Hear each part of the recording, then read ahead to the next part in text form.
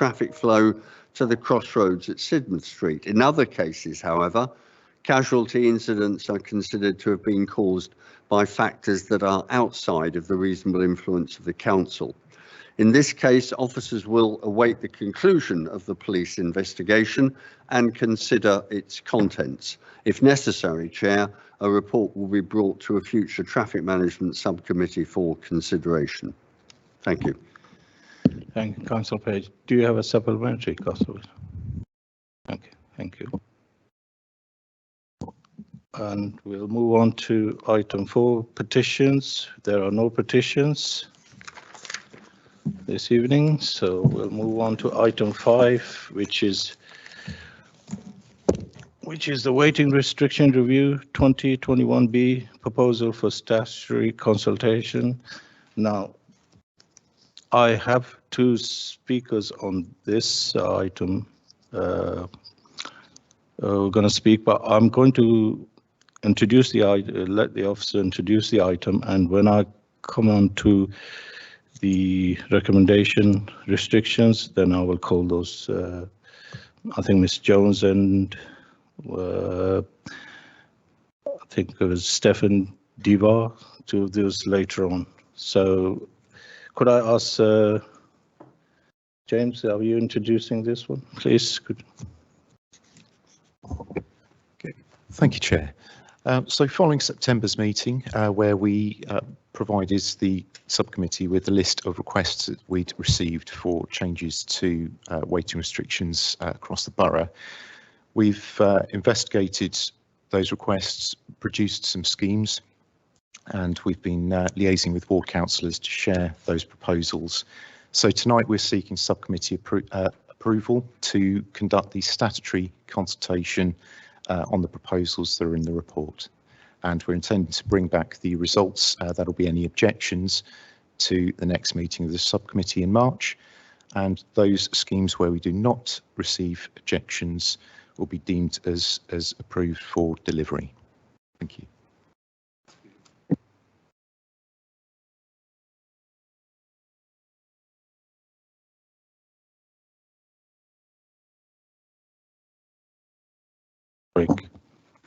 Can we move on to the Appendix 2 version of this, which is ward by ward? So it's a waiting restriction review. The first one we have is in Abbey Ward. There are 6. Chair, can I propose to make business we endorse all those recommendations? You and Councillor Rowland have been consulted on these, and we're happy with the changes that have been made and all the recommendations for these 6. Thank you. And can we move to the next waiting restrictions, which are in Battle Ward, Cluxton Close, Grove? I won't go through all of them. These have been circulated, basically recommendation for double yellow line. So I'm looking at the committee and the battle councillor. Are you, Councillor Hacker? Yeah, thank you, Chair. No, we're happy with all of those. Thank you.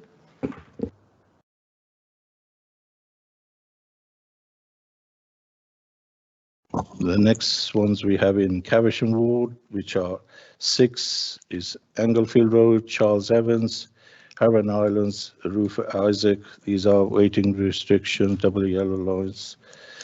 I'm looking at Councillor Adele. You wish to speak on this? Yes, thank you, Chair. We're fine with this, Caversham Ward. I just wanted to check, James, with the Rufus Isaacs Road one. Just looking through today, I suddenly remembered that when those other double yellows went in there, there was an issue with a resident's driveway. I just want to check that you're aware of that in the design of this. Councillor Penman, James Penman. Thank you, Chair. Yes, we're aware of that. Thank you. So the proposal is adjusted from last time, so it doesn't directly go across the driveway, but issues were still raised with access. So it just covers the very narrow point where you access the off-road area. Thank you. In that case, Chair, we're fine to endorse all of it. Thank you. Right, thank you. The Caversham councillors are. We proceed with these for consultations, and the next we have is Church Ward, there are 4 in Church Ward, Cedar, Staverton. These are for waiting restrictions, so these have been circulated. Chair, the church councillors are happy with these, so I propose that we agree the recommendations. Right, we'll take these forward. Thank you.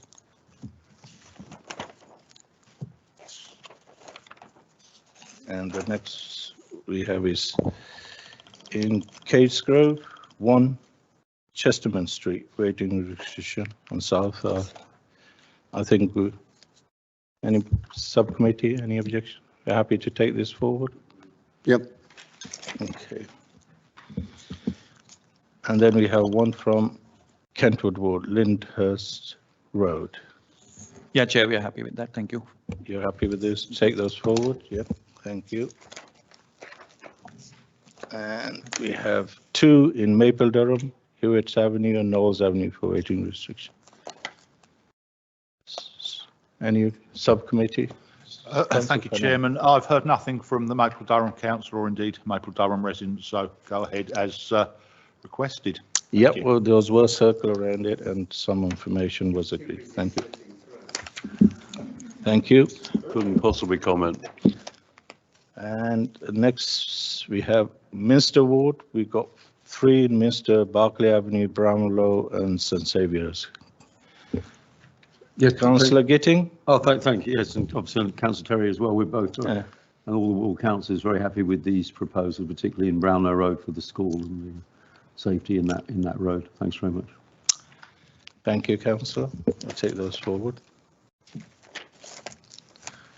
And we have 2 in Norcote Ward, Hamsdale Close and Water Road for waiting restrictions. Chair, the Norfolk councillors support these. Fully support of this. Thank you. And we'll move to the next one is in Park Ward. We have 4 in Park Ward, Bournemouth Crescent, St Peter's Road and Palmer Park Avenue. Councillor Whittam. Yeah. Thank you, Chair. I've spoken to the Park Ward councillors and they're happy with all of these. Thank you, Councillor Whittam. We'll take those forward.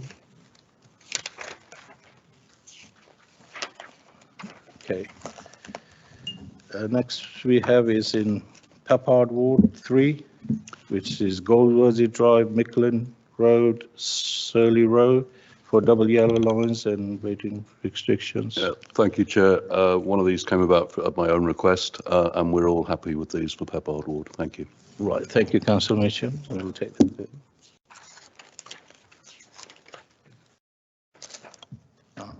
Right, now the next 2 are in Redlands, Lyndhurst Road and the Mount and Sutton Road. And we have 2 speakers on this.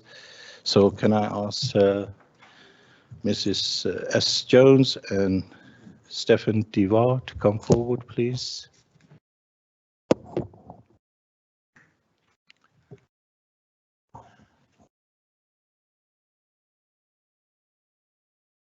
Thank you.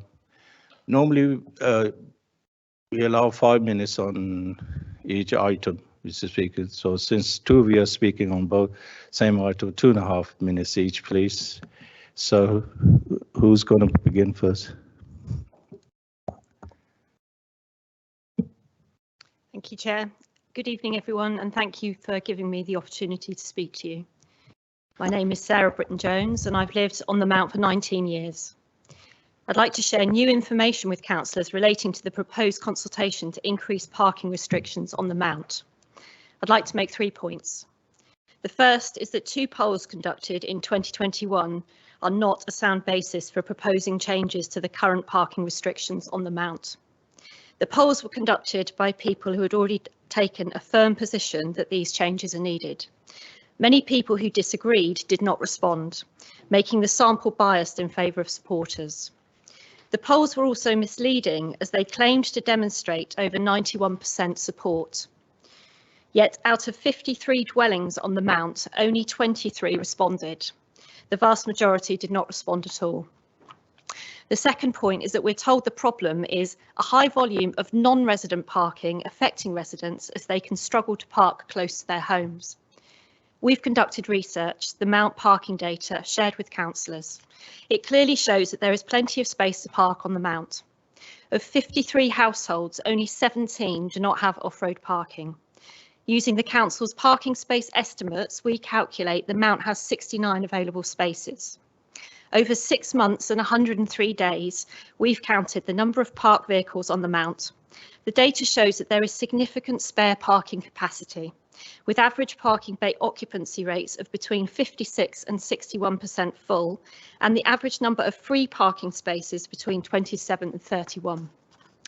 You'll see from our data that it's mainly the north and south sides, zones C and K, that have high occupancy rates. On the north side, 10 households regularly try to park in 8 spaces. Many of these households have more than one vehicle, making it physically impossible for all residents there to park outside their homes.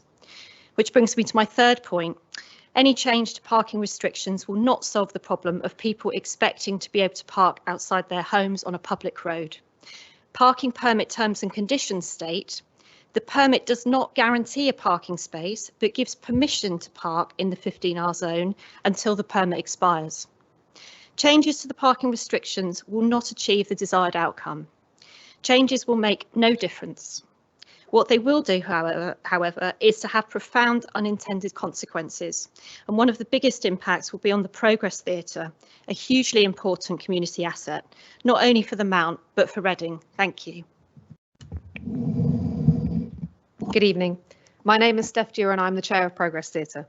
Progress Theatre is Reading's oldest producing theatre and has been situated on the Mount since 1951, buying the freehold in 1963. Progress is a hugely important part of the local community. We were awarded the Queen's Award for Voluntary Service in 2020, and as well as producing high quality theatre productions, we do a huge amount of outreach work with young people, the elderly and the disabled community. Our theatre does have a car park which was resurfaced in 2019 in order to maximise space. The car park can accommodate 21 cars. At least a quarter of these spaces, usually more, will be used by our cast crew and front of house teams during productions, leaving a maximum of 15 spaces for our audience of 96 people. There is no alternative parking for our patrons other than on the Mount, and many of our audience members are elderly, meaning public transport is not a viable option for them. We are working hard as a venue to become more accessible and have just completed extensive renovation work to expand our foyer and install new accessible toilet facilities, the start of a long-term commitment to remove any barriers preventing people from accessing the arts. As an out-of-town venue, many disabled and less mobile individuals will choose to visit us rather than town centre venues because of, among other reasons, the easy access and parking that we offer. We offer performances for, on average, 1 week per month, and performances begin at 7:45 p.m, meaning that audience members are parking after most residents have returned home from work. There may be 2 or 3 matinee shows on a Saturday afternoon per year. There are always large numbers of spaces available around the Mount at this time, as Sarah's data shows. We have an extremely good relationship with our neighbours, nearly all of whom, except perhaps the very elderly, would have been aware that they were moving next to an active theatre before choosing to live on the Mount. We think of the residents as part of our community, and we have never had complaints about parking on the Mount as a result of theatre activity. Losing access to on-street parking would be catastrophic for Progress Theatre, and at a time when we are already battling to survive following the pandemic, we simply could not carry the loss of income that this change could cause. The Mount cannot be looked at simply as a residential area. It's also home to a thriving and long-standing community theatre that adds so much to Reading, which would be disproportionately impacted by these proposed changes that must be taken into account, please. Thank you. Thank you. Can you remain seated, please, just in case if the committee wish to ask you any questions? Councillor Page. Can I thank you both for coming along this evening. Can I ask Ms Britton-Jones, on the basis that we're likely to agree to a statutory consultation for reasons I think you understand, can I ask you if you're going to be keeping this updated until the consultation period? The impressive research that you have submitted, and in my many years as a member of this subcommittee, I haven't seen quite such an impressive spreadsheet for a long time. Indeed, if we've got vacancies in the council, I would recommend you apply for some. But seriously, this is very helpful, and I think it would be helpful come the formal consultation period if you could submit an updated one if you were planning to do that. And to Steph Dewar, thank you for your comments, and likewise the admirable summary that you gave us this evening, I would hope that you would also submit during the formal consultation period, because that is obviously a very relevant, and the fact that you have been there that long and lived harmoniously, as I know, is something that is worth drawing to our attention during that period. Thank you, Chair. Thank you, Councillor Page. Anybody else? Councillor Whittam? Well, do you want? Can she answer? Sorry, beg your pardon. Would you? Thank you for your support, Councillor Page. I appreciate your thoughtful words and your encouragement as well. I wasn't planning to continue counting the data to say I have got a bit fed up with it, but I can do, and I certainly if it adds weight to or if it provides additional information that might support our position, I'm happy to do that. I wasn't suggesting that you do a daily one. I would suggest that sort of a number of updates that could provide that continuity. That was what I was suggesting. But obviously that's up to you. But I think as it finishes on the 8th of when did it does it finish? Anyway, whatever date. 8th of January. That's right, the 8th of January. The consultation, I would just ask for clarification so that you are aware. My understanding is that subject to approvals tonight, we would be looking for the consultation period to run sometime in February. Is that correct? But perhaps Mr. Penman could clarify that. So the period between now and the start of the consultation period is what we're talking about for some updates, not through the consultation period. Mr. Penman. Yeah. Thank you, Councillor Page. So just to answer, yes, it will be very end of January and into February. So it'll be a 3-week period, and there'll be notices out on street as well. Right, Councillor Whittam. Thank you, Chair. I think Councillor Page has covered most of it, so I'd just like to thank you for coming in, and it is a very impressive spreadsheet. But one question was, do you know if there were many students about during some of that? I don't know, because I don't know with the pandemic whether there was students were there or away. I think this is an interesting point, and I don't know, because, and I don't know if anybody knows who, exactly who is parking, unless we had all of the details about who owns which car. I have, I'm a student myself, so I don't know what students look like. I think they look like, we could. So there's probably other students in this room. I don't know, but to my knowledge, I've got no idea, I'm afraid. Right, thank you. Anybody? Councillor Terry? Yeah, thank you, Chair. I wasn't going to speak, but I thought it might be helpful to reflect that in a road in my ward, it was very, very clear, and a lot of work had been done by residents to say that they wanted residents parking in this case. And then when it went to statutory consultation, it seems that all the people who didn't want it responded, as opposed to the people who responded to the I did want it, which left me in a complete dilemma as a local councillor, because actually it became really clear that on balance, based on the statutory consultation, more than 50% said they didn't want it. It was a really close run thing. And I think it's just helpful, to remind people that this committee generally will look for a positive more than 50% in favour, then it feels inclined to go with the public who say that's what they want. I think that it's probably a fine balance, and I think you might just want to bear that in mind during the statutory consultation. It is for this committee to hear everybody, which is why we do generally agree to statutory consultations. But some people think that not replying is the same as saying either yes or no, but we can't know that. We can only go on the data that we receive. So I think Councillor Page's urging to keep more data is really helpful, but I think it would also be just helpful to make sure everybody who you might, to anybody who's listening to this, if you want your point of view to be the positive one, then you have to do a bit of work of knocking on doors, I think, to make sure people reply appropriately so that we have that in front of us.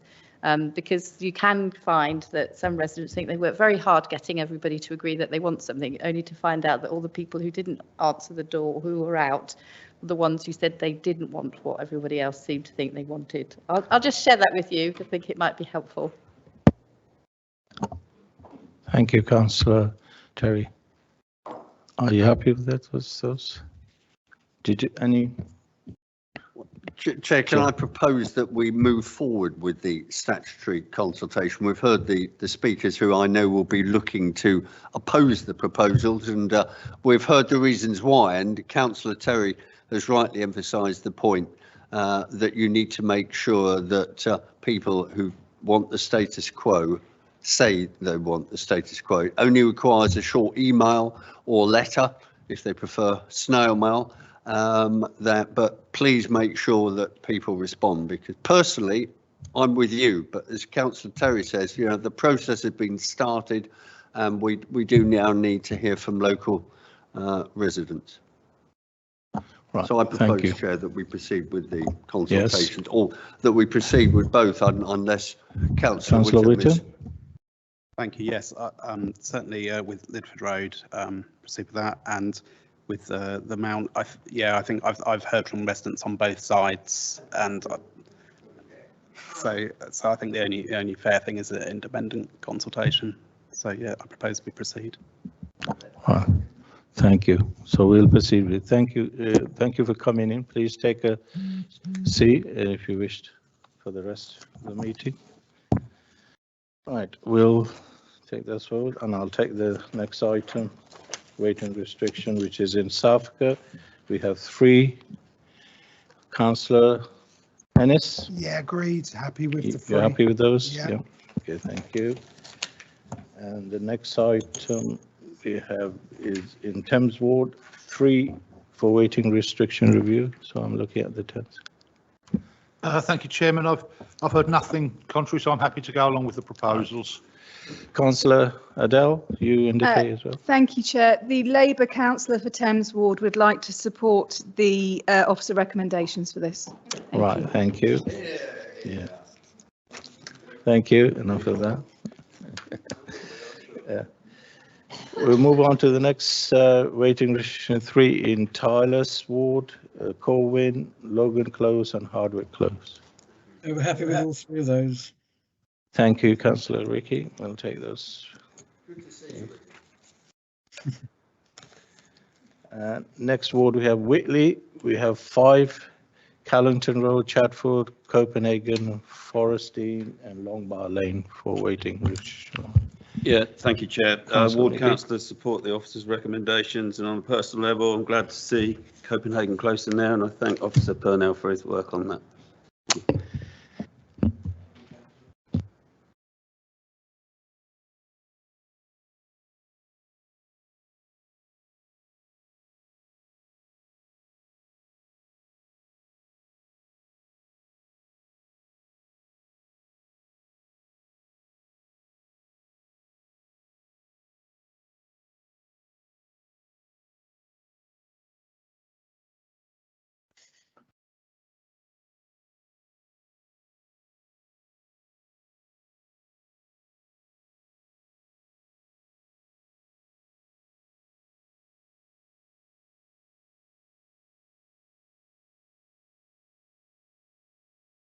Sorry, we're moving on to item 6, which is active travel funds, Trench 2, Shinfield Road, proposal for statutory consultation. So can I have the officer Stephen Weiss introducing this item? Yeah, hello. So this is the further report on the Shinfield Road active travel scheme. This time we need to seek approval for the statutory consultation to take place for the traffic regulation order for 2 specific features, which is the WO lines along the length of the scheme from Christchurch Green to Shinfield Rise, and also for the installation of a new signalised pedestrian crossing near the junction with Cressingham Road. The actual design for the elements of the scheme has not been finalised yet. We have been out to consultation, which ended in December, and we are working on the final details. But it's important to move ahead with the statutory consultation for the TRO elements, which is what we're asking for now. Thank you, Mr. Wiseman. I have a speaker. Can I ask on this item, Peter Seymour? Could you come forward, please?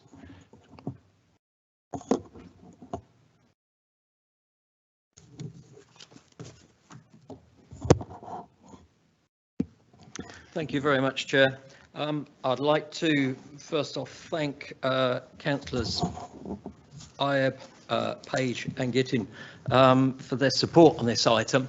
I confess that I made a small error in terms of I thought that this related to the entire Shinfield Road cycle path scheme, and in actual fact Councillor Page sent me an email which I've only just read, which explains that it was in fact, or is in fact, only for the crossings on that. But nonetheless, I'm heartened to see that traffic officers had taken on board some of the points that I'd submitted in relation to the Shinfield scheme as a whole.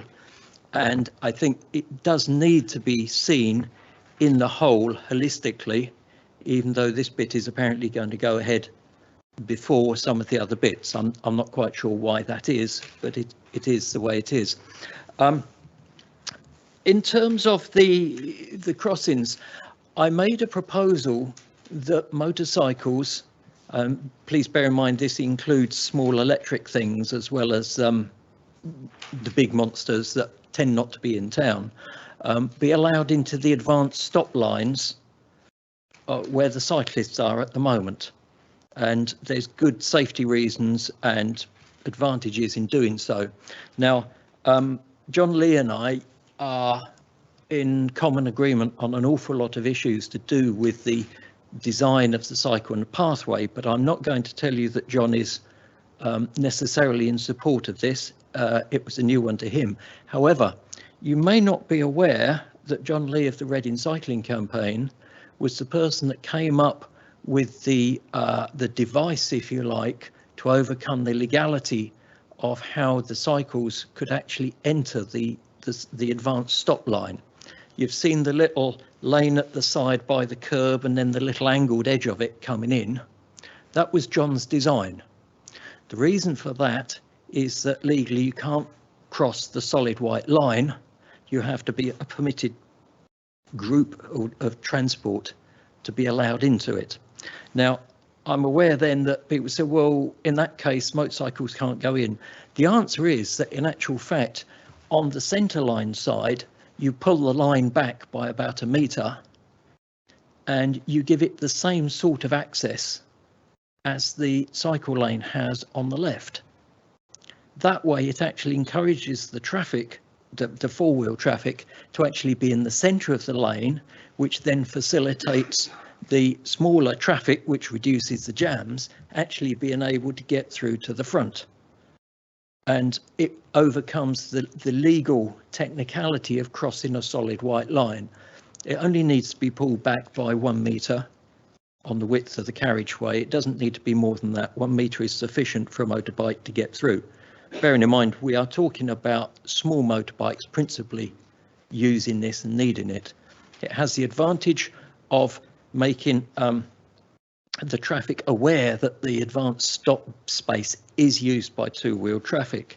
There is a problem, particularly in London, but it's happening here as well, where the four-wheel traffic is tending to encroach on the cycle box, shall we call it, because they don't think that it's being used.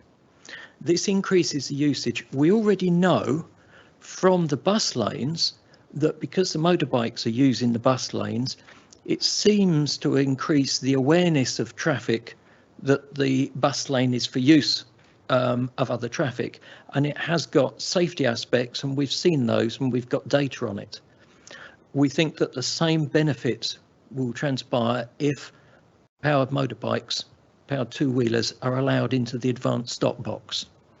So even though this particular consultation is relating purely to the traffic lights, I would like to have a further discussion in some technical detail with the traffic officers with a view to actually facilitating this.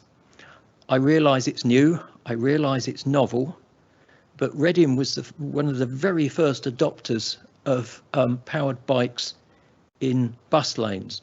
It's been proven to work, it's been rolled out now across the country. I'd like for Reading to still be a leader in transport management, and that this will help you do that. Thank you.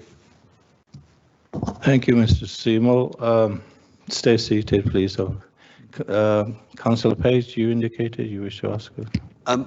Thank you, Chair. Before Stephen Wise responds to any of those points, can I firstly thank Peter Seymour for coming along, and also for the lengthy 6-page submission that the Motorcycle Action Group sent in, and that is still being considered. As Stephen Wise said, there are some very detailed points.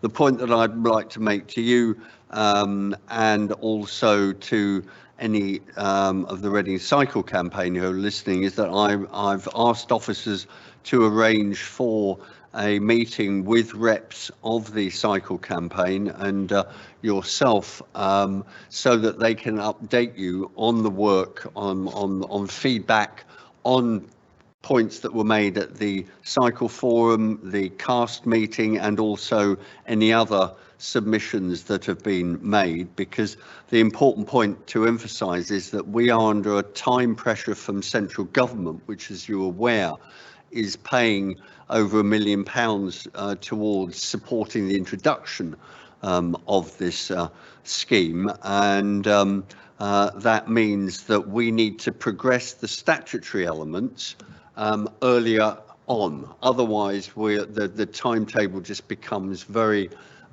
extended and runs beyond what the DFT wants us to progress. They are at least allowing more period for consultation. If you remember, in the very early days of the pandemic, the DFT advice was introduce the schemes and then consult. And we said locally, that's not really the way we like to do it in Reading, and we wouldn't recommend it. But the DFT said, no, there's the money, those are the conditions.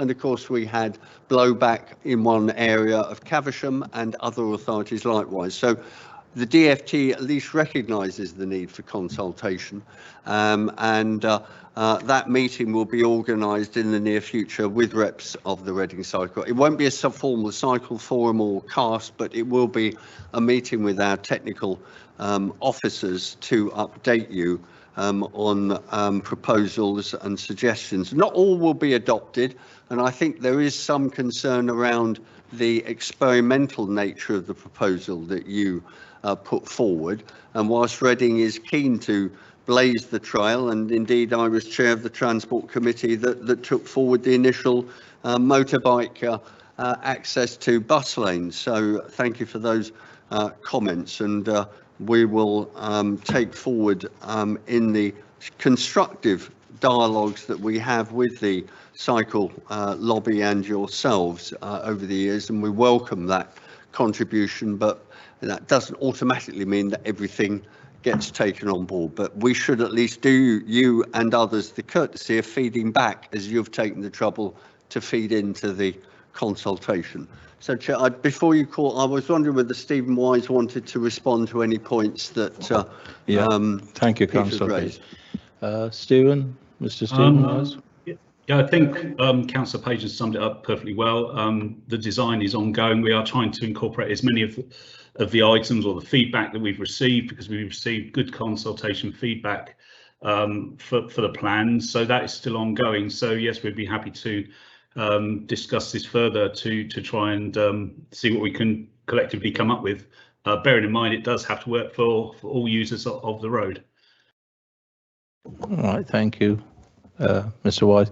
Councillor Gitting, you indicated. I don't want to add much more to what Councillor Page and Mr. Wise has said. I mean, we did Cycle Forum and Cast.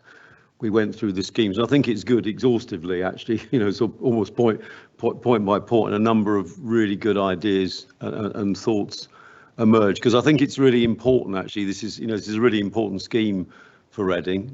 That we get it right, and then because we're hoping obviously to this be the first of. Well, we propose 5 schemes actually, which we've got ready to take off the shelf, and if we can get the design right with this one, then that will help obviously with the when we get to the others. Hopefully, we get the funding from the Department of Transport, and I think there is an issue over the nature of traffic, and in terms of electric. I was going to say electric things on the road, which. We have to look for central government really for some advice on this in terms of what's to be done about this. But obviously in Reading, as Councillor Page has pointed out, we would look to be at the forefront of encouraging this use. Actually, to be frank, because it's better that people I think are on two. I'm going to say better on 2 wheels than actually on 4. I mean, people obviously have to use cars, but it's better we can get people on sort of cycling, using other alternative transport, and of course walking and using our excellent bus service. So with that, as I say, thanks very much for coming along tonight. Thank you, Councillor Gating. Mr. Shim. I'd just like to say thank you for your comments and the assurance of a meeting. I totally understand the timescales, and you're absolutely right about the DFT. As you may be aware, in London, a number of the councils just imposed schemes, the LTN schemes, and there's been an awful lot of protest from the public. Some of the schemes have been rolled back. Some of the others are deeply unpopular. Reading takes a far more collaborative approach. I do understand, and I totally accept the point that having made our proposals on certain things, it is for the council and for the traffic officers to take that on board and then come up with a decision, and that decision is theirs. And I accept that is the point. We try and put the things forward, and hopefully they come to fruition.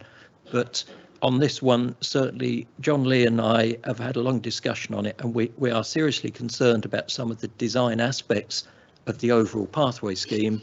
And as Councillor Gittins has just said, this is groundbreaking. This is new, and the highway code changes are going to make a lot of changes, and we haven't got to the bottom of them all. We're having to look forward.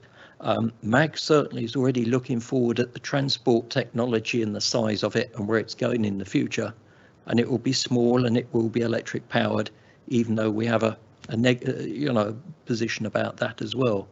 But thank you for that, and I will leave it there. Thank you, Mr. Seymour. And so can we agree with the recommended action in 2.3, 2.2? And thank you. Thank you. We'll move on to the next item. This is item 7, which is the cycle forums minutes. Can these be noted, please? Are these correct? You agree with these? Yep. Okay. Thank you. Can I just say to my colleagues, councillors Gittins, and I don't know who's chairing cast now. I should know. Is it? But you're chairing both. Well, can I thank you for this? I eavesdropped for part of both of the meetings, and can I just place on record my thanks for the job of work you did. There were some quite challenging moments, but you handled it with more patience than I would have done. Agreed. Thank you. Thank you.